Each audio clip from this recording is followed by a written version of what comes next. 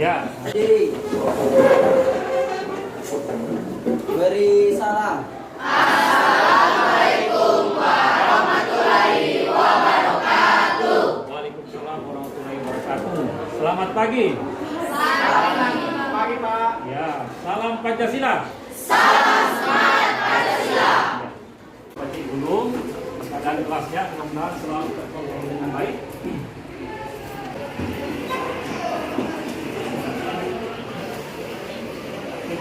Luar biasa, terima kasih sekali lagi untuk aplaus untuk kelas ini ya. Ayo silakan ketua kelas untuk membacakan doa pembelajaran di awal. Siapa yang berdoa? Teman-teman, sebelum kita memulai pembelajaran, marilah kita berdoa menurut agama dan keyakinan kita masing-masing. Berdoa dimulai. Amin. Berdoa selesai. Apa materi kali ini tentunya saya harapkan yang pertama adalah kalian bisa memahami tentang apa itu antropologi budaya dan fase-fase perkembangannya. Itu yang pertama. Kemudian kalian dapat mempresentasikannya dengan baik, kemudian mendiskusikannya dengan baik, sehingga nanti ke depannya kalian sudah memahami seperti apa sebenarnya pembelajaran antropologi di materi yang selanjutnya ini. Kita simak materi pembelajarannya. Kita menyimak daripada video berikut ini, video pembelajaran ini adalah hal-hal yang kalian harus tahu pada pertemuan kali ini, yaitu tentang fase-fase perkembangan antropologi. Ini adalah perkembangan antropologi yang pertama, yaitu pada fase 1 sebelum tahun 1800. Terjadi ketika orang Eropa Barat mulai menjelajah berbagai benua. Ya, jadi fase keempat sesudah tahun 1930 antropologi memiliki dua tujuan, yaitu tujuan praktis mempelajari manusia dalam aneka warna budaya untuk membangun masyarakat tersebut. Tujuan akademis mencapai pengertian tentang manusia pada umumnya melalui berbagai macam budaya. Ya, nih setelah kita mengamati tadi yang ada di video link ini, tentunya kita sudah dapat memahami lebih dalam lagi tentang apa itu fase-fase perkembangan antropologi dan manfaat antropologi itu sendiri. Satu ya. Dua, tiga, kelompok. Dari video tersebut, siapa yang memberi tanggapan tentang materi yang ada di depan ini? Ayo, angkat tangan. Ya. Jadi hasil pengamatan video tadi, antropologi itu berkembang melalui beberapa tahap-tahap dalam beberapa tahunnya. Antropologi budaya adalah cabang antropologi yang berfokus pada penelitian variasi kebudayaan pada manusia. Disiplin ini berbeda dengan cabang antropologi sosial yang memandang keragaman budaya sebagai subbagian dari antropologi itu sendiri. Mungkin sekian. Wassalamualaikum warahmatullahi wabarakatuh. Ya, luar biasa. Kelompok satu tentunya mempresentasikan manfaat antropologi dalam memahami budaya masyarakat dan membuat kesimpulan. Kemudian tugas kelompok 2 yaitu memahami budaya juga membuat kesimpulan. Begitu juga kelompok 4.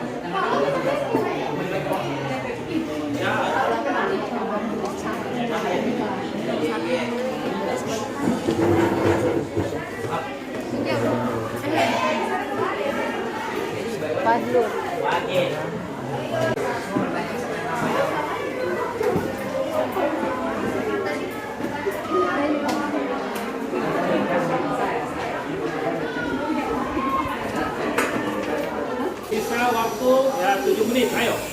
Mas sedikit ya.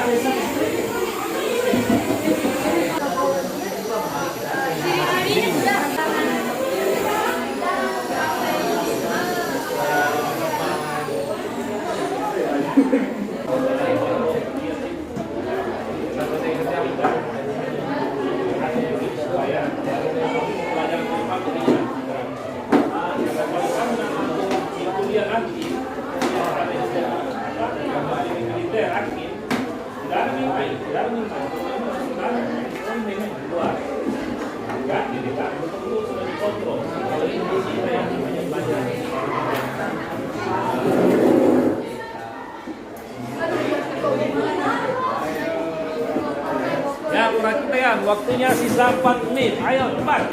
Ayo. Ya.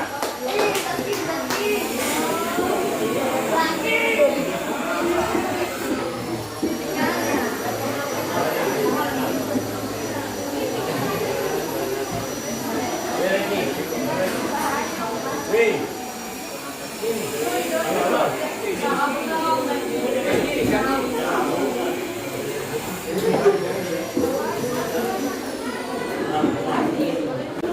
Sebelum kita memulai diskusi untuk lebih menambah semangat, mari kita menyanyikan salah satu lagu wajib nasional. Al-Wafa ya. Ya.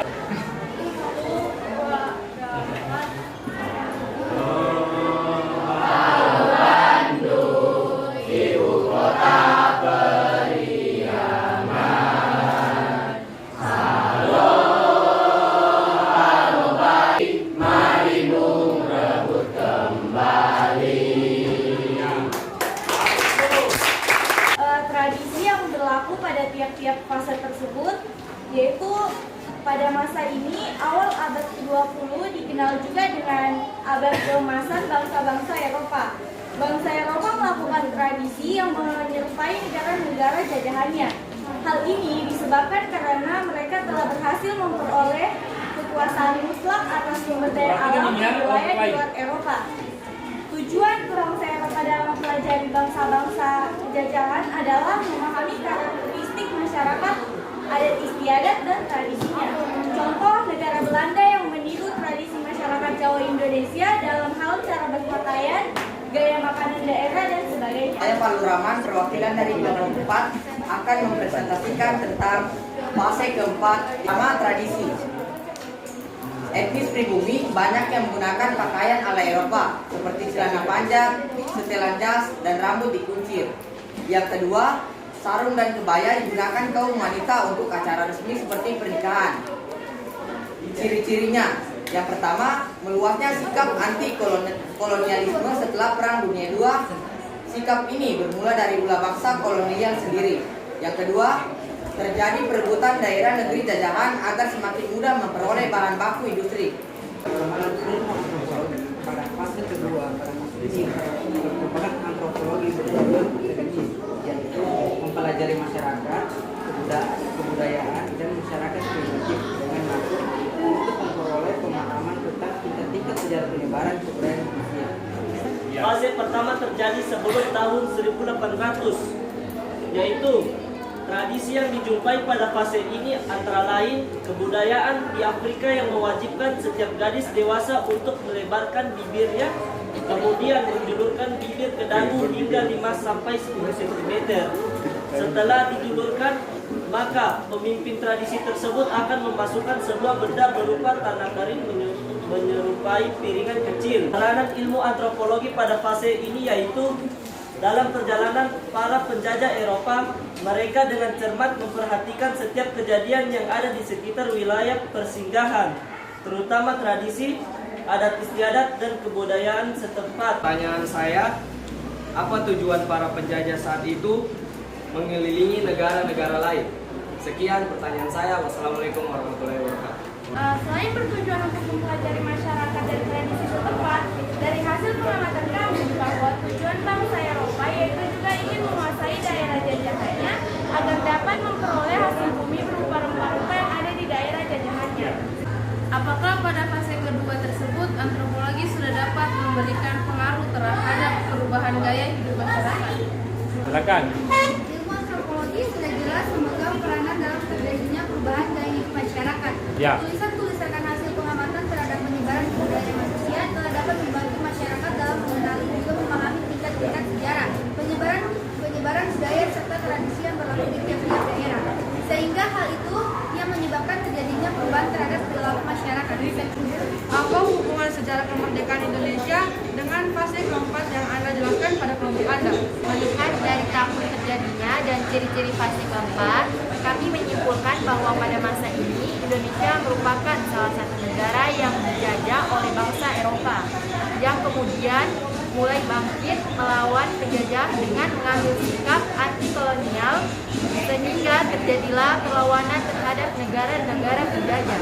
Dan seperti yang kita ketahui, negara Indonesia akhirnya berhasil meraih kemerdekaan pada tanggal 17 Agustus di tahun 1945. Ya. Terima kasih. Sekian dari jawaban saya. Terima kasih.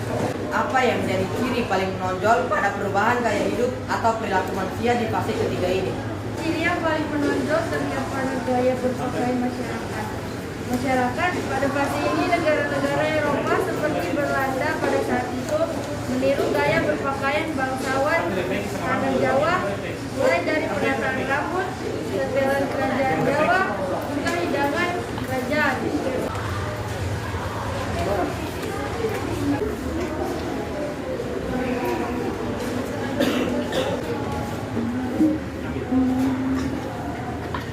Ya, terima kasih. Dari hasil kajian hari ini, Bapak memberikan nilai 100.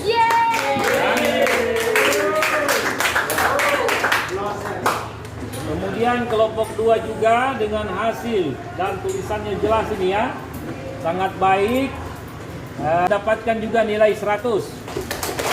Kelompok 3 akan mendapatkan nilai 100. Yang terakhir tentunya lebih kompak juga, yaitu kelompok 4 mendapatkan nilai 100. Luar biasa. Beri kesimpulan tentang pembelajaran, silakan.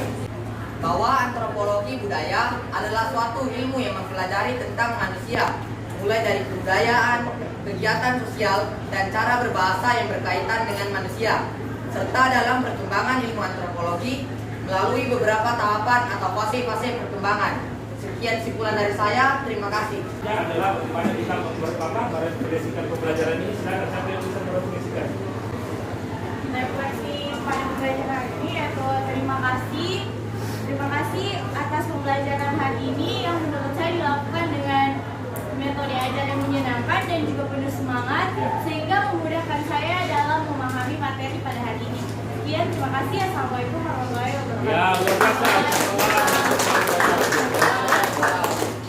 Ya, luar biasa ya. Refleksinya artinya kita betul-betul memahami. Seperti ini ya, pembelajaran yang menyenangkan, kemudian ilmu yang didapat hari ini luar biasa, itu yang Bapak harapkan ke depan. Semangatnya dikembangkan kembali lagi, kerjasamanya, kemudian kekompakan di kelas. Saya harapkan sekali lagi kepada ketua kelas untuk tetap bersemangat ya, karena kita di ke depan ini adalah bagaimana betul-betul menemukan sebuah satu cita-cita yang kita harapkan tentang bagaimana diri kita bisa berkembang dan mau jadi pemimpin. Ya, ke depan itu tergantung dari semangat kita dalam hal belajar. Ya, untuk itu Bapak ucapkan terima kasih sekali lagi. Mudah-mudahan di kesempatan berikutnya kita bisa bertemu di pembelajaran atau materi selanjutnya. Demikianlah hari ini. Sebelum Bapak tutup, tentunya saya harapkan kepada ketua kelas untuk membacakan doa penutup pembelajaran. Nah, silakan untuk ketua kelas ya untuk menutup pembelajaran hari ini dengan berdoa. Ayo, silakan. Siapa berdoa? Teman-teman, untuk mengakhiri pembelajaran, marilah kita berdoa menurut agama dan keyakinan kita masing-masing. Doa dimulai. Amin. Berdoa selesai. Ya, demikianlah pembelajaran hari ini. Semoga apa yang disampaikan bermanfaat. Sampai ketemu di lain kesempatan. Aku ucapkan Assalamualaikum warahmatullahi wabarakatuh. Selamat pagi, semangat pagi, salam Pancasila.